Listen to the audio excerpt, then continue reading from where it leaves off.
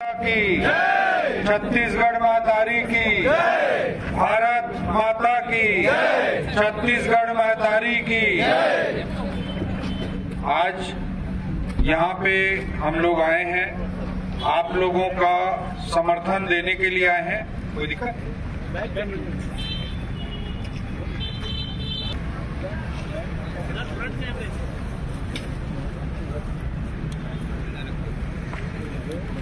Actually जब आप लोगों के आंदोलन के बारे में मुझे पता चला तो पहले भी हम लोगों को पता चलता था कि आप लोग एक बार और सड़क पर उतरने के लिए मजबूर हुए थे।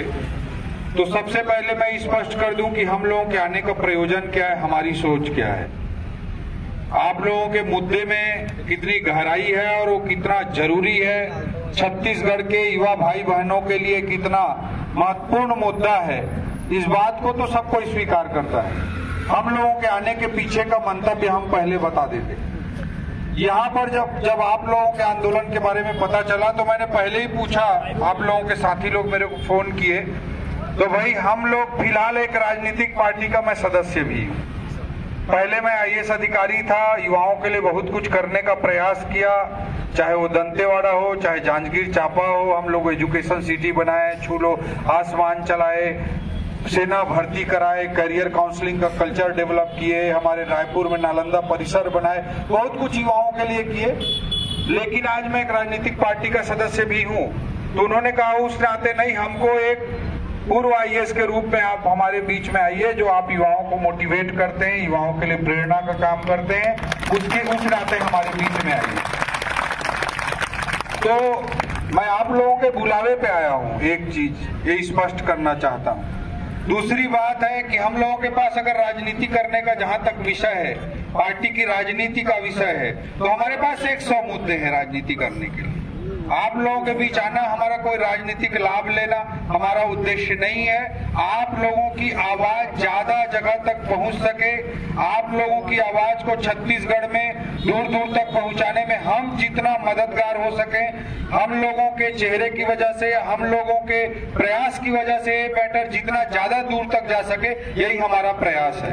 और जिस दिन आप लोग जिस रूप में चाहोगे उसी रूप में हम आप लोगों के साथ आएंगे। अल्टीमेट हमारा उद्देश्य है कि आप लोगों का लक्ष्य पूरा होना चाहिए, आप लोग जो चाहते हैं वो अचीव होना चाहिए। आप लोगों की जो इच्छा है कि भर्ती की प्रक्रिया पूर्ण हो, वो भर्ती प्रक्रिया पूर्ण होनी चाहिए। हम लोगों के जहां खड़े होने से आपकी भर्ती प्रक्रिया पूर्ण होगी, वहां हम खड़े होंगे। जहां आप लोगों को लगेगा कि हमारे साइड में रहने से आप लोगों की भर्ती प्रक्रिया जल्दी पूर्ण होगी, तो हम साइड में खड़े रहेंगे। तो आप लोगों को जहां जितनी हमारी जरूरत है, जहां हमारी जरूरत है वहां हम सब खड़े होंगे, जहां जरूरत नहीं है वहां हम खड़े होने का हमको कोई अपने ओर से हमको जरूरत नहीं है कि आप लोगों के मामले को आकर राजनीतिक रूप से बिगाड़े। ये सबसे पहले मैं अपने युवा भाई बहनों को स्पष्ट करना चाहता हूं। दूसरी बात, अभी जो कुछ प्रदेश में चल रहा है वो निश्चित रूप से बड़ी हताशा और निराशा और दुखद स्थिति है, इसकी मैं घोर निंदा करता हूं। एक गैर राजनीतिक रूप से भी मैं इसकी निंदा करता हूं कि आज देखिए, पहले तो 2018 तक भर्ती प्रक्रिया ठीक से चल रही थी, हम सब ने इस चीज को देखा है। प्रदीप जोशी जी पीएससी के चेयरमैन होते थे, और प्रदीप जोशी जी जब से आए तब से कैसे भर्ती प्रक्रिया चलती रही, इसको सबने देखा है। इसके पहले पीएससी में एक दो बार बहुत सारे आरोप लगे पिछली सरकार के समय में, लेकिन पीएससी के चेयरमैन को समय पूरा होने से पहले कैबिनेट में प्रस्ताव लाकर हटाया गया था। ये जो तथ्य है छत्तीसगढ़ के युवाओं के लिए भर्ती के इतिहास का, वो मैं आपके सामने रख रहा हूँ। फिर प्रदीप जोशी जी जब आए तो सबको पता है कि कितने व्यवस्थित ढंग से भर्ती की प्रक्रिया चली। प्रत्येक संविधान दिवस को वैकेंसी आ जाती थी, 26 नवंबर संविधान दिवस के दिन वैकेंसी आ जाती थी, और अगले संविधान दिवस से पहले पीएससी की भर्ती प्रक्रिया को पूर्ण कर लिया जाता था। कोर्ट का मैटर हो, कचहरी का मैटर हो, कोई भी मैटर हो, उसको पूरी जिम्मेदारी के साथ पीएससी हैंडल करती थी और युवाओं को रिजल्ट अगले 26 नवंबर से पहले 1 साल के भीतर पूर्ण करके दे देती थी, जैसे यूपीएससी में होता है। यूपीएससी का शेड्यूल तय रहता है, कैलेंडर साल भर का तय रहता है और जैसे वैकेंसी आती है अगले साल एक समयबद्ध प्रक्रिया के तहत उसे पूर्ण कर लिया जाता है। तो इसके लिए बहुत डेडिकेशन चाहिए होता है, बहुत समर्पण चाहिए होता है और नियत साफ होना चाहिए। सरकार का, पीएससी का, सबका नियत साफ रहता है, तब ये हो पाता है कि एक साल के भीतर भर्ती प्रक्रिया पूर्ण हो जाए, ये तभी हो पाता है। और प्रदीप जोशी जी ने इतने अच्छे तरीके से, पारदर्शी तरीके से पीएससी की भर्ती प्रक्रिया को हमारे छत्तीसगढ़ में संचालित किया और जिस दिन इंटरव्यू खत्म होता था उसी दिन फाइनल रिजल्ट आ जाता था। ये भी एक अच्छी परंपरा की शुरुआत उन्होंने की थी। उनकी वर्किंग इतनी ट्रांसपेरेंट रही, इतनी पारदर्शी तरीके से उन्होंने भर्ती प्रक्रिया को आगे बढ़ाया कि उनके कामों को देखकर केंद्र की सरकार प्रभावित होकर उनको यूपीएससी का पहले मेंबर बनाई, फिर यूनियन पब्लिक सर्विस कमीशन का चेयरमैन बनाई। यूपीएससी के अध्यक्ष पद से अभी 3-4 महीना पहले प्रदीप जोशी जी रिटायर हुए हैं। ये हमारे पूरे छत्तीसगढ़ के लिए गर्व का विषय है। लेकिन मैं इतना जरूर कहूंगा कि अभी पिछले 3-4 सालों में पीएससी किस तरह से चल रहा है, ये मेरे युवा साथी बहुत अच्छी तरह से देख रहे हैं, समझ रहे हैं। ताता पानी कहाँ है, पीएससी में क्वेश्चन पूछा जाता है।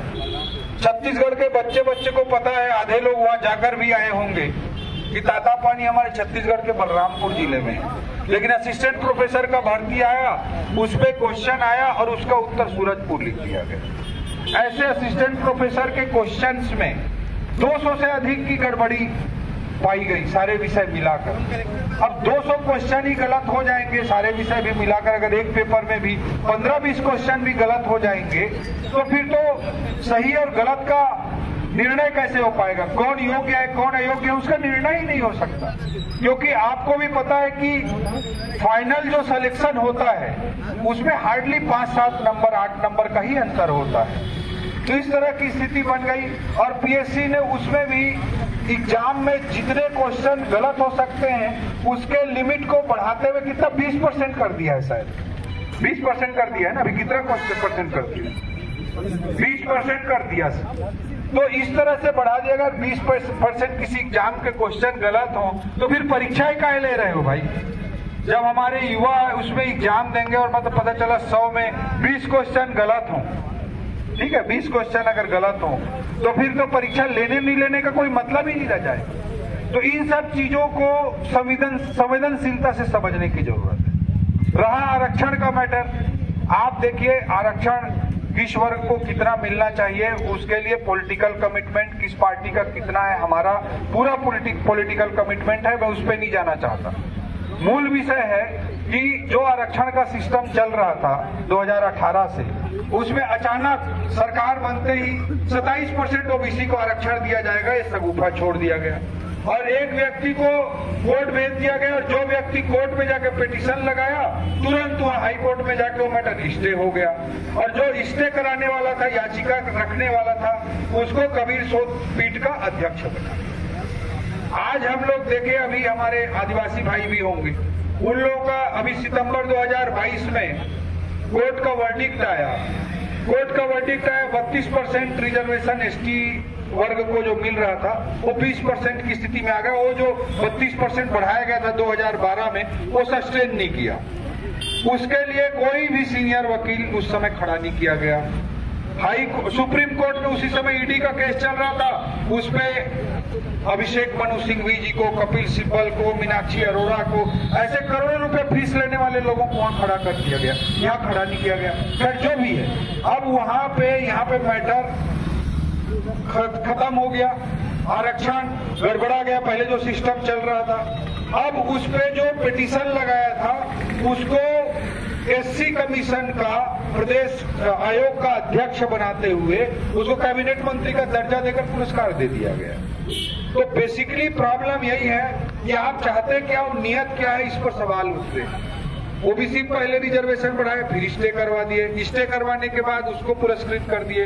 केपी खांडे जी याचिका लेकर गए, वहां उनको अध्यक्ष बना दिया, एससी कमीशन का कैबिनेट मंत्री का दर्जा दे दिया। और अब बोल रहे हैं कि रिजर्वेशन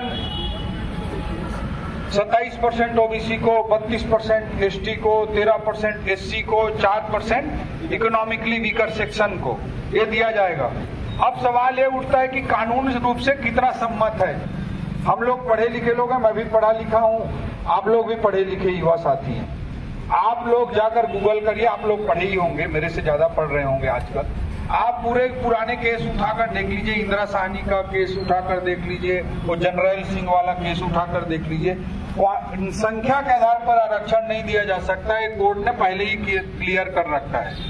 प्रतिनिधित्व की अपर्याप्तता, इनएडिक्वेसी ऑफ रिप्रेजेंटेशन, वो एक तरह का बेस शायद हो सकता है, लेकिन संख्या के आधार पर आरक्षण की बात को कहीं न कहीं नकारा जा चुका है। ठीक है, उसके बाद अब ये बोल रहे हैं कि भाई आप 58% रिजर्वेशन को प्रोटेक्ट नहीं कर पाए और 76% आरक्षण की बात कर रहे हैं, नया सगुफा छोड़ रहे हैं। तो आप सवाल उठता है कि अगर हाई कोर्ट पे पहले वाले रिजर्वेशन के मैटर को स्टे दिया गया और रोक दिया गया, तो सुप्रीम कोर्ट ने का क्या नजरिया है? सुप्रीम कोर्ट में आपने उसे कैसे क्लियर कराया, नहीं कराया, इसका कुछ अता पता नहीं। और इन सब बातों को क्यों किया जा रहा है? आज प्रदेश में गवर्नेंस नाम की चीज नहीं है। पीएससी जैसी संस्थाएं, भर्ती संस्थाएं भी भ्रष्टाचार की गिरफ्त में आ गई और हर जगह माफिया सक्रिय हो गया है। मेरे को बड़ा दुख होता है, सारी राजनीति से अलग हटकर कहना चाहता हूं मैं, क्योंकि सारी भर्ती ईमानदारी से होनी चाहिए। ये किसी भी सरकार का पहला पवित्र उद्देश्य होना चाहिए, किसी भी सरकार। मैं मानता हूं कि भर्ती जो होती है, हम लोग भी तैयारी किए, गांव से कोई बच्चा निकलता है, लोअर मिडिल क्लास का बच्चा, निम्न मध्यम वर्गीय परिवार की कोई हमारी बहन निकलती है, कोई हमारा भाई निकलता है, वो इस सोच के साथ आगे बढ़ता है। कल ही मैं एक स्पीच दे रहा था सरिया में, तो मैंने पूछा कि कोई एक सामान्य परिवार का बच्चा होगा, वो क्रेशर का बिजनेस करना चाहे तो कर सकता है क्या? शायद नहीं कर सकता। वो राइस मिल खोलना चाहे तो कर सकता है क्या? शायद नहीं कर सकता, उसके पास इतने पैसे नहीं है। वो अगर पेट्रोल पंप खोलना चाहे तो कर सकता है क्या? नहीं कर सकता। उसको इतना ना बिजनेस का तजुर्बा है, न इतना पैसा है, न उतना इन्वेस्टमेंट कर सकता है। एक लोअर मिडिल क्लास का बच्चा, एक लोअर मिडिल क्लास का भाई, एक बहन केवल और केवल अपने और खुद के परिवार की तकदीर और तस्वीर को बदलने के लिए कुछ कर सकता है तो केवल और केवल पढ़ाई कर सकता है, वो उसके हाथ में होता है। इस चीज को मैंने अपने लाइफ में महसूस किया है। जब 7.5 साल का था मैं, मेरे पिताजी का निधन हो गया था। मेरी माँ 4th क्लास पढ़ी हुई है और गांव में मैं पला बढ़ा, लेकिन मैं भारत के लोकतंत्र में भर्ती संस्थाओं पर विश्वास करते हुए, यूपीएससी पर भरोसा करते हुए, आईएएस की परीक्षा जो होती है वो सही होती है, इस बात को भरोसा करते हुए अपना जो भी संपत्ति थी मेरे माँ की, उसको लगाते हुए मैं दिल्ली गया, सारा रिस्क लेते हुए, और वहां पर हम लोग ईमानदारी से पढ़ाई किए और ईमानदारी से पढ़ाई किए तो सेलेक्ट हुए। One of the youngest age of में इंडिया में मैं सेलेक्ट हुआ। आज भी मेरा एक दोस्त है पवन सेन करके, 2005 बैच का IAS officer, you can Google कर सकते हो आप, पवन सेन करके, पवन कुमार सेन करके आईएएस ऑफिसर है। वो अभी ज्वाइंट सेक्रेटरी है इकोनॉमिक एडवाइजरी कमेटी जो प्राइम मिनिस्टर साहब की है देश दिल्ली में, उसका ज्वाइंट सेक्रेटरी। इसके पहले वो राष्ट्रपति भवन में वो डिप्टी सेक्रेटरी था। तो हम लोग साथ में ट्रेनिंग किए हैं। जब भी हम लोग दिल्ली जाते हैं, आज भी जब भी जाते हैं, साथ घूमते रहते हैं। और जब भी शाहजहां रोड से गुजरते हैं और धौलपुर हाउस आता है तो गाड़ी को आज भी रोकता है, मैं अपनी आंख से देखा हूं, वो गाड़ी को आज भी रोकता है और जाके धौलपुर हाउस के गेट पे में मत्था टेकता है, उसको चरण स्पर्श करता है, उसको उसकी माटी को माथे पे लगाता है और आके बोलता है मैं कुछ नहीं था, इसी संस्था ने मेरे को बना दिया। तो भारत के हजारों लाखों लोगों की ये जीवन की कहानी है कि शिक्षा के माध्यम से उन्होंने अपनी जिंदगी को बदला और 10 लाख लोग यूपीएससी के लिए फॉर्म भरते हैं। सेलेक्ट कितने लोग होते हैं? सेलेक्ट होते हैं मान लो 150 लोग आईएएस में सेलेक्ट होते हैं। सारी सर्विस मिला दें हम, Indian railway service, Indian railway account, Indian railway traffic service, Indian personal service, postal telecom service, Indian postal service, Indian revenue service, income tax, Indian revenue service, GST, Indian foreign service, Indian police service, सबको अगर मिला दे तब भी 700-800 लोग select होते हैं। 10 लाख लोग जो फॉर्म भरते हैं उसमें 700-800 लोग ही सेलेक्ट होते हैं। 9,99,200 लोग कहीं न कहीं असफल होते हैं। लेकिन तब भी लोग स्वीकार करते हैं यूपीएससी को, क्योंकि एक विश्वास है, एक ट्रस्ट। 9,99,200 लोग फेल होकर भी उसके यूपीएससी के निर्णय को स्वीकार करते हैं, क्योंकि एक ट्रस्ट है, एक विश्वास है। जब भर्ती की संस्थाओं से, भर्ती की प्रक्रिया से समाज के युवा वर्ग का विश्वास टूट जाएगा तो पूरे समाज में हताशा और निराशा फैल जाएगी। इसलिए किसी भी समाज को, किसी भी प्रदेश को अगर हमको बचाना है तो सबसे, युवा को हताशा और निराशा से बचाना है तो सबसे पहली जरूरत है कि भर्ती प्रक्रिया को हम पारदर्शी बनाएं, ईमानदार बनाएं, हमारी नीयत साफ रहे और किसी भी युवा को सेलेक्ट जो होता है, जो नहीं होता है वो अलग विषय है, लेकिन जो सेलेक्ट होता है वो ईमानदार और पारदर्शी तरीके से बिना कोई झंझट के वो सेलेक्ट हो, चाहे जितने भी बच्चे सेलेक्ट हो। इसके लिए किसी भी सरकार की सर्वोच्च और प्रथम प्राथमिकता होनी चाहिए। ये मैं दिल से स्वीकार करता हूँ, सारी राजनीति से अलग होकर मैं इस बात को स्वीकार करता हूँ और किसी भी भारत के किसी भी प्रदेश में, भारत के किसी भी देश में इसको हमको स्वीकार करना चाहिए। क्योंकि अगर हम सिस्टम में किसी को भर्ती करते हैं तो एक तो भर्ती होने वाले के मन में उत्साह होना चाहिए कि शिक्षा ने मेरी जिंदगी बदली, एक अच्छे सिस्टम ने मेरी जिंदगी बदली, इस संस्था ने मेरी जिंदगी बदली। धौलपुर हाउस को देख करके, पीएससी के ऑफिस को देख करके, यूपीएससी के ऑफिस को देख करके युवा के मन में श्रद्धा का भाव होना चाहिए, एक विश्वास का भाव आना चाहिए। वहाँ के माटी को माथे में लगाने का मन करना चाहिए। मन में नहीं होना चाहिए कि इसने मेरे साथ धोखा किया, इस संस्था की गद्दारी की वजह से आज मैं यहाँ हूँ, इस तरह का भावना नहीं आना चाहिए। इस बात को हमको किसी भी शासन चलाने वाली राजनीतिक पार्टी को, किसी भी सरकार को, किसी भी नेता, किसी भी नेतृत्व को सर्वोच्च प्राथमिकता के साथ महसूस करना चाहिए। और आज मैं यही अपील करना चाहता हूं आपके इस मंच के माध्यम से सरकार से, आदरणीय मुख्यमंत्री भूपेश बघेल जी से, पीएससी के चेयरमैन साहब से, भर्ती की संस्थाओं से कि सारी भर्ती प्रक्रियाओं को जल्द से जल्द ईमानदार और पारदर्शी तरीके से पूर्ण करें। और इसमें हम कोई राजनीति नहीं करना चाहते, लेकिन दुर्भाग्यजनक है कि मैं महसूस कर रहा हूं 4 साल से कि जो सर्वोच्च प्राथमिकता का विषय होना चाहिए वो लास्ट प्राथमिकता का विषय बना हुआ है। किसी को कोई लेना देना नहीं है कि भर्ती हो रही है नहीं हो रही है, किस युवा क्या सोच रहा है, उसके मन में क्या चल रहा है। मैं नालंदा परिसर कई बार जाता हूँ, रात में 1 बजे 2 बजे जब भी मुझे खाली समय मिलता है मैं नालंदा परिसर जाता हूँ, बिल्कुल बेनाम बिना आइडेंटिटी के चुपचाप जाता हूँ, युवा साथियों से मिलता हूँ। तो जो मुझे निराशा दिखती है, जो उनके मन में आक्रोश दिखता है, वो किसी भी समाज के लिए, किसी भी सभ्य समाज के लिए उचित नहीं है। आप लोगों की मांग है कि भर्ती प्रक्रिया पूर्ण हो, ये किसी भी युवा का बेसिक, सामान्य और आधारभूत मांग है, उसका मौलिक अधिकार है कि जो भी सिस्टम में भर्ती हो रहा हो वो जल्द से जल्द समयबद्ध तरीके से पूर्ण हो और पारदर्शी तरीके से पूर्ण हो। ये आपका फंडामेंटल राइट है, इट्स योर फंडामेंटल राइट। आपका ये मूलभूत अधिकार है, मौलिक अधिकार है कि सही ढंग से भर्ती हो, और आपके इस मौलिक अधिकार का हम पूर्ण रूप से समर्थन करते हैं। इसमें आप लोगों को जहां जिसकी भी हमारी जरूरत होगी उसके लिए आज नहीं, आजीवन हम खड़े रहेंगे।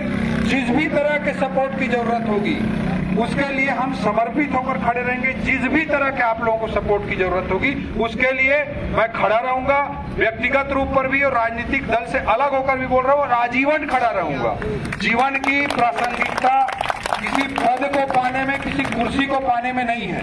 मैं इस बात को दिल से स्वीकार करता हूं कि किसी भी पद को, किसी भी कुर्सी को पाने में जीवन का रिलीवेंस नहीं है, लाइफ का रिलीवेंस नहीं है, जीवन उससे प्रासंगिक नहीं होता है। आज आपको लगता होगा कि सेलेक्ट नहीं हुए हैं, सेलेक्ट हो जाएंगे तो जीवन पूरा बदल जाएगा। निश्चित रूप से आपके जीवन में परिवर्तन आएगा, लेकिन जीवन का असली सेटिस्फेक्शन वहां नहीं है। आप जब तक अच्छा काम नहीं करेंगे, जब तक दिल से आप जुड़ करके लोगों के लिए, समाज के लिए अच्छा नहीं करेंगे, तब तक कभी आपको आत्मसंतुष्टि नहीं मिलेगी। मैं अपने जीवन का अनुभव बता रहा हूँ, जब आप लोगों के लिए अच्छा करते रहेंगे तभी आपको आत्मसंतुष्टि मिल सकती है, मेरे जीवन का अनुभव। और कोई पद से किसी व्यक्ति की पहचान कभी नहीं होनी चाहिए, मैं दिल से स्वीकार करता हूँ, मानता हूँ, ये मेरे लाइफ का फिलॉसफी है कि कोई भी पद से व्यक्ति नहीं होना चाहिए, व्यक्ति से पद की गरिमा होनी चाहिए। अगर ओपी चौधरी कलेक्टर था तो कलेक्टर से ओपी चौधरी का वजूद नहीं है, ओपी चौधरी से उस पद का वजूद था और रहेगा, ये मैं दिल से स्वीकार करता हूं। इसलिए मैं बोल रहा हूं, सारे पदों को छोड़कर मैं केवल अपने संतुष्टि का जीवन जीना चाहता हूँ। इसलिए मैं राजनीतिक मंच के माध्यम से काम कर रहा हूँ। मेरा लक्ष्य केवल और केवल ये है कि मुझे आत्मसंतुष्टि मिले, अपने प्रदेश के भाई बहनों के लिए मैं कुछ अच्छा कर सकूं। मेरे पास कोई पद रहे ना रहे, मेरे पास क्या पोजीशन है क्या नहीं, आई डोंट केयर, मुझसे उससे फर्क नहीं पड़ता है। लाइफ में सब कुछ अचीव करने के बाद में इस सोच पे पहुंचा और इस सोच के साथ जीवन को जीता हूं। तो आप लोगों को मैं इतना कमिटमेंट देने के लिए आया हूं। हमारे साथ हमारे नल्लेश भाई भी आए हैं, हमारे साथ हमारे अनुराग भाई भी आए। हम लोग सारी राजनीति और राजनीतिक पार्टियों से अलग हटकर आपको कमिटमेंट दे रहे हैं कि आप लोगों को जहां जैसी जरूरत होगी हम सदैव आपके लिए समर्पित होकर खड़े रहेंगे, आजीवन खड़े रहेंगे। कभी भी आपको जो जरूरत होगी आप लोग हमें कांटेक्ट कर सकते हैं, बात कर सकते हैं और उसके लिए आजीवन हम खड़े रहेंगे। और जहां हम लोगों के खड़े नहीं रहने, दूर खड़े रहने से आपके मिशन को, आपके अभियान को अगर लाभ रहेगा तो हम दूर खड़े रहने में हमको ज्यादा खुशी है। ये भी मैं स्पष्ट करना चाहता हूँ।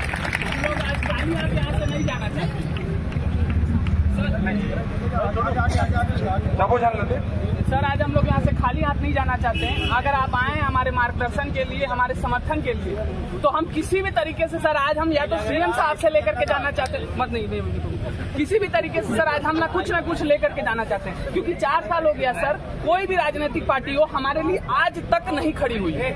और मैं ये स्पष्ट रूप से सबके सामने में बोल रहा हूँ सर, मैं एक छात्र हूँ, मैं किसी राजनीतिक पार्टी से नहीं हूँ। और मैं अगर पर विधानसभा में विपक्ष ये मांग को आज तक नहीं रखी है, विपक्ष ये मांग कभी नहीं रखी ऐसा ही भर्ती के नाम से। हम लोग बराबर रखते रहे, ये कभी नहीं बराबर रखते रहे हैं। ईसाई भर्ती के मुद्दे को मैंने कई बार उठाया है, हम लोगों ने उठाया है। हम लोगों ने पूरा एक बड़ा अभियान चलाया, रोजगार के लिए सड़क पे हम लोग उतरे थे और उसमें भी ईसाई भर्ती एक महत्वपूर्ण विषय के रूप में था। आप गौर नहीं किए होंगे सर, जो हमारे प्रदेश की विपक्ष है, अगर आज विपक्ष हमारे सड़कों पे होती तो आज ये युवा यहाँ पे नहीं बैठता सर। मैं अगर 5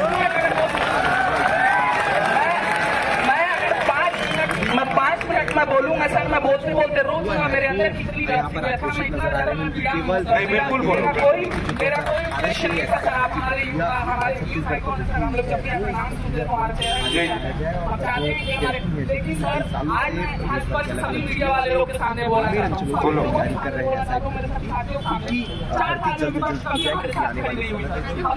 आज अगर आप चाहोगे तो पूरा युवा मोर्चा सब लोग आकर देना चाहते हो या नहीं देना चाहते हो, ये आप लोग तय करके निर्णय कर लो। अभी माइक पकड़ के भाषण चालू कर देंगे हम लोग राजनीतिक रूप से भाषण भी करने लगेंगे, राजनीतिक रूप से लोग भी आ जाएंगे, लेकिन आप लोग उसको तय करो कि आप लोग उसे राजनीतिक मूवमेंट बनाना चाहते हो या नहीं बनाना चाहते हो, ये आप लोगों के ऊपर है।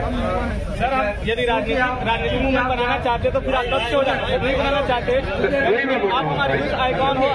इसीलिए तो पहले ही बोला, आप लोग जो चाहोगे वैसे ही करेंगे। हमारे दूर रहने से आपको अभियान चलाने में अच्छा है तो हम दूर रहें। इसलिए अभी भी आपको ना एज अ पॉलिटिशियन नहीं बुलाया सर। ये जो आप आ गए तो ये जो छात्र है टोटल छात्र 4 वर्षों का इंतजार, विभिन्न तरह के जो ऑब्स्टिकल लगाए जा रहे हैं कि छात्र अपनी बात को और वो जो आज्ञा नहीं मिली, तो चूंकि आप आज आ गए हैं, एक राजनीतिक चेहरा भी है, तो आप इन छात्रों और ये छात्र आपके साथ है क्या सर सीएम आपसे सहायता करेंगे अपनी बात मुख्यमंत्री जो हमारे भी है सर, वो तो यहाँ संज्ञान लेने आए नहीं है, तो कम से कम हम उनको बात पहुँचा सकें, तो इस पे आप जो है हमारा सहयोग कर सकते हैं। अरे हमारी जो सहयोग चाहिए आप मुख्यमंत्री जी के साथ साथ चलने बोले साथ चलूंगा मैं, आप थोड़ा यहाँ रुकिए बोलेंगे रुक जाऊंगा मैं, आप लोग जो चाहे वो करूंगा।